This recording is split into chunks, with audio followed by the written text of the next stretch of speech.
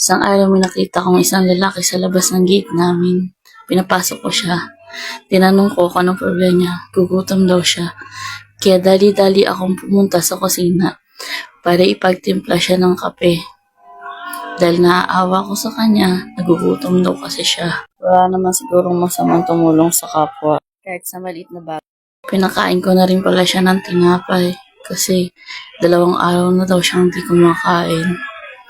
Naawa nga ako. Ang kwento niya pa nga, sa karton lang daw siya sa tabi-tabi natutulog. Nagpasalamat siya sa akin kasi ngayon na lang daw siya ulit nakakain at nabusog daw siya. Ang sarap talaga makatulong sa kapwa. Kaya pag nakita niyo po siya sa daan, baka pwede niyo din po siyang tulungan. Spread love lang po tayo. Ayun, maiyak-iyak pa nga siya kasi ngayon lang daw ulit may tumulong sa kanya na ganito. Kaya guys, please, i-share nyo to sa mga sa mga kakilala nyo para matulungan din si Manong. Salamat!